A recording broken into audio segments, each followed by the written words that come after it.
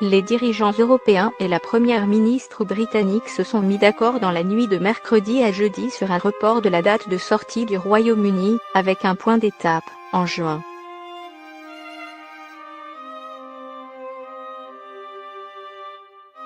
L'offre de report du Brexit au 31 octobre, sur laquelle les 27 se sont mis d'accord après plusieurs heures de difficiles tractations, a été acceptée à scène la nuit par la première ministre britannique Theresa May, qui réclamait initialement un report au 30 juin.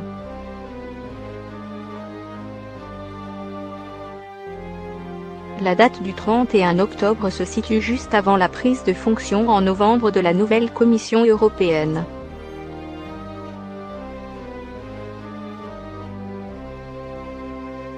Le point d'étape en juin interviendrait, lui, au cours d'un sommet européen régulier déjà programmé les entre 20 et 21 juin, a indiqué une source européenne.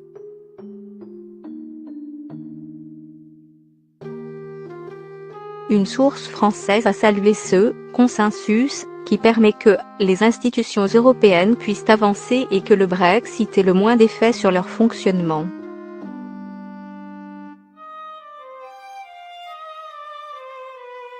Le président du Conseil européen Donald Tusk a confirmé, dans un tweet, qu'un accord avait été trouvé mais sans préciser la durée du report que l'UE veut accorder au Royaume-Uni.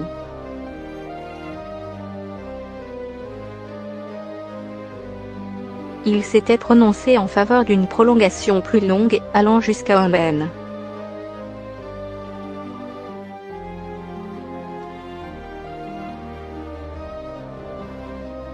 À 2 jours de la nouvelle date butoir pour le retrait britannique décidé au cours d'un précédent sommet, le Royaume-Uni et ses 27 partenaires veulent éviter les dégâts d'un divorce brutal, sans accord, après plus de 40 ans d'une union tourmentée.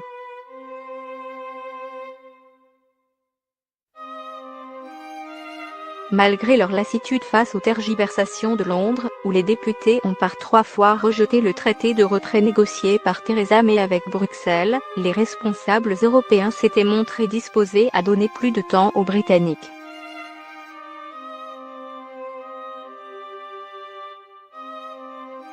Mais Paris menait le camp des pays exigeant des conditions strictes.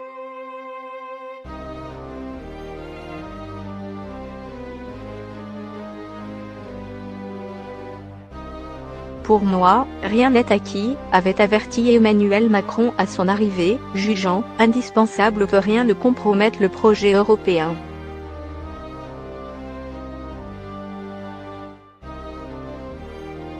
Rien n'est acquis, et en particulier quand j'entends les rumeurs, aucune extension longue, avait-il insisté, faisant allusion au scénario considéré comme le plus probable.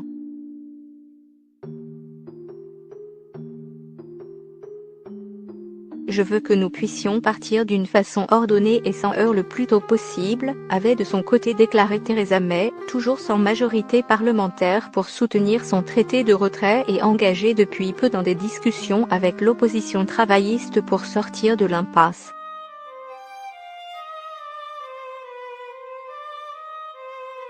Madame May a continué à afficher l'espoir de pouvoir quitter l'UE le 22 mai et d'éviter ainsi une participation aux élections européennes, prévues du 23 au 26 mai.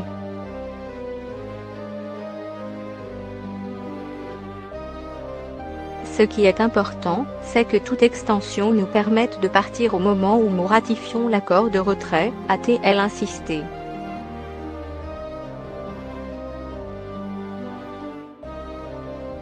Les dirigeants des pays européens s'interrogent sur le meilleur moyen de mettre la pression sur les Britanniques pour qu'ils approuvent enfin l'accord de retrait, tout en évitant que cela ne finisse par conduire à un « no deal » redouté de part et d'autre.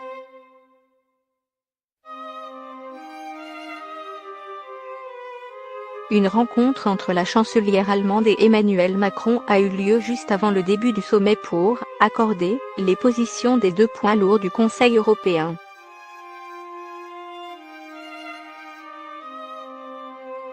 Je ne m'attends pas à ce que le Royaume-Uni sorte vendredi, je suis très confiant dans le fait qu'on s'accordera sur une extension aujourd'hui, avait estimé le Premier ministre irlandais Leo Varadkar, dont le pays est en première ligne en cas de séparation brutale.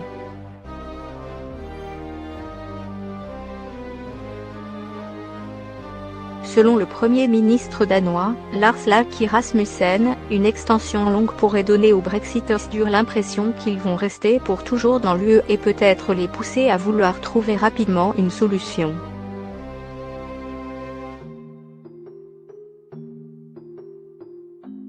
Mais, plus la période de la prolongation sera longue, plus les garanties devront être sérieuses, afin de ne pas mettre en danger le fonctionnement de l'UE, avait souligné la présidence française, une position notamment appuyée par la Belgique et le Luxembourg.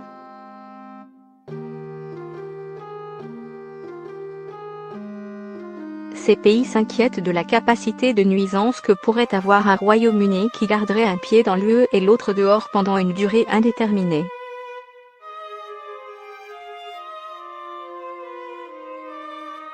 Tout n'est pas préférable à un no deal, a fait valoir la présidence française, jugeant qu'il n'est pas question d'importer dans l'UE la crise politique britannique, à force de vouloir éviter à tout prix un divorce sans accord.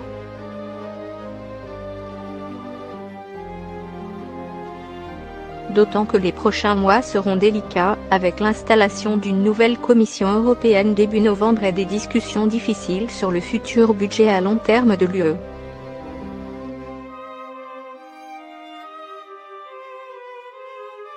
Il peut y avoir des engagements sur la façon dont le Royaume-Uni se comporte, a observé un diplomate européen, suggérant notamment que Londres puisse renoncer à son droit de veto ou à la possibilité d'avoir un membre au sein de la prochaine Commission.